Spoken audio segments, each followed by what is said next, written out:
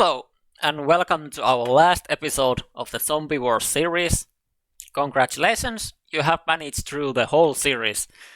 But that being said, there is still few things we need to do before we can call it finished. And afterwards, it is up to you to make it a real game instead of a demo that will just showcase the mechanics that we have implemented. So, without further ado, let's get going. So, first, let's fix the bug that has been haunting us for a really long time.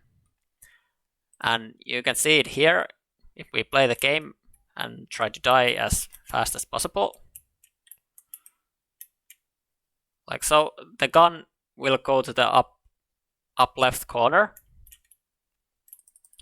And actually, if we would, for a while, let's change the wall out of there, and if we die right now, we can still shoot while we're dead. So that's something we want to fix, even though with the wall over here it doesn't really affect the gameplay, but it's still a good thing to fix that kind of bug if you have, for example, a level where you don't have wall right in this corner. So, how do we do that? There's actually one, well, I could say easy, but it's a bit more complicated way to fix it. And it is actually the same way we did the iframes here on the damage calculations. That we basically just add a new global variable.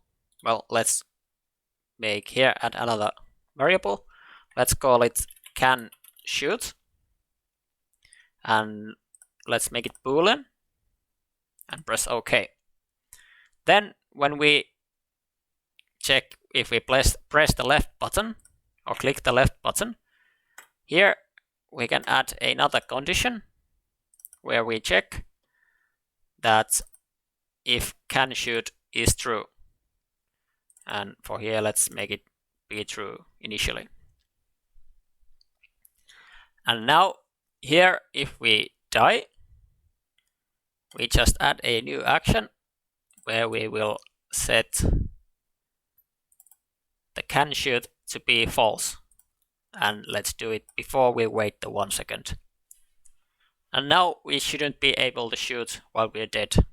But there's still the problem that the gun will stay in the up left corner.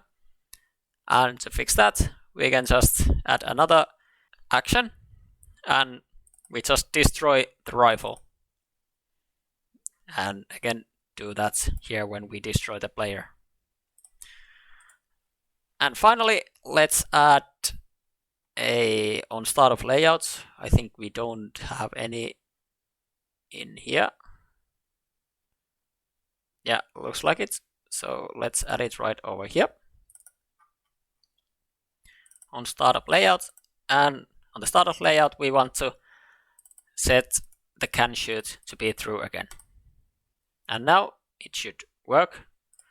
Let's take that away for the testing purposes.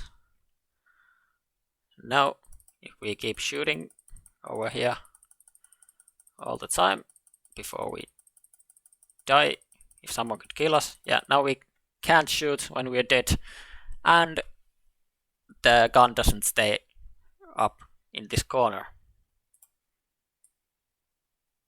So yeah, now that's been fixed, and that bug has been there for many episodes already. So I think it's finally a good time to fix it. Next, let's make a damage indicator for the player so that it's easier to notice when the player takes damage. And actually we are going to make one really similar to FPS games where the screen will flash red every time the player takes damage. So let's make a new sprite, and let's make it the same size as the viewport, which should be 854 times 480, right over here. So So insert new object, sprite. Let's call this SPR damage indicator, like so, and add it over here. Let's change the size to be 854 and 480. And now let's make the outline to be red. I think that's better brush for this. So I'm going to make it something like this.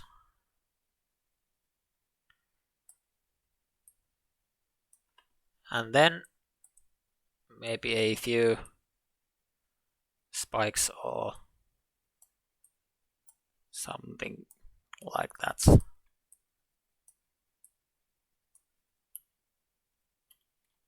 Then just fill this.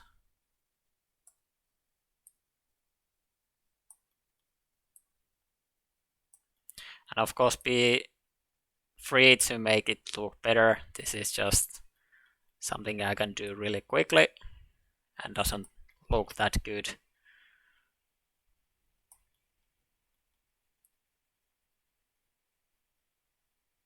Yeah, that should be it. Yep. And finally, let's change the alpha channel to be, let's say, 120. So it's more transparent and not as intrusive when we flash this on the screen.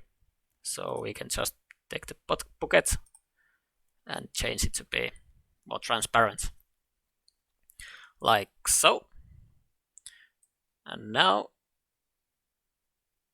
well, that looks interesting.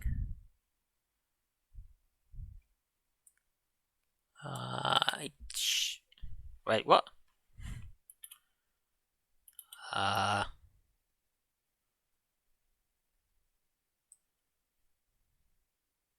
Let's make tolerance a bit different. And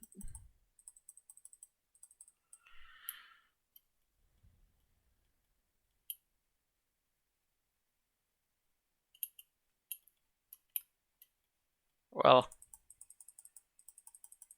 I'm not going to change all of this to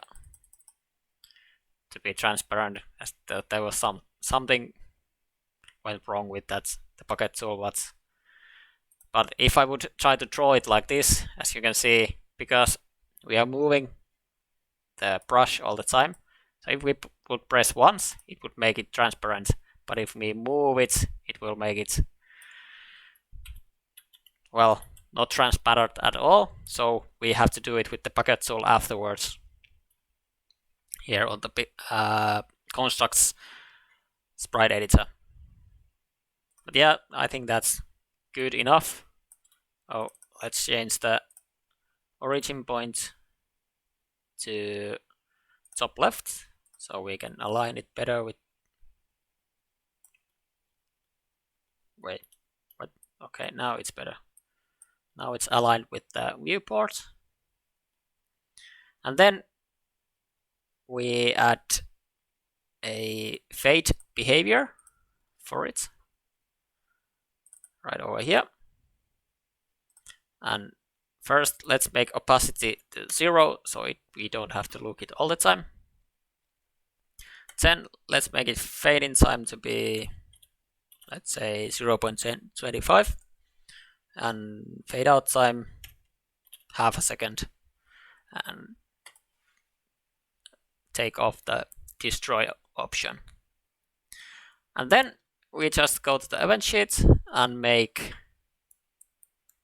right over here handle damage taken.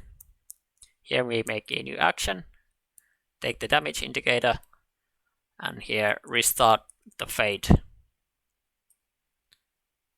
And let's do it right outside here. We play the game. Every time we take damage, it will show us small indicator, and I think it's better for the player to see clearly if it takes damage or not. And one thing we want to take the enabled off, so when the game starts, it doesn't flash it right away, and only when we take damage, like so. And that's basically everything we have to do in this series. I hope you learned something during this series, and the only thing left to do for you is to make it to a real game, and publish it so that everyone can play your game. Thank you for following this series, and good luck to your game development endeavors.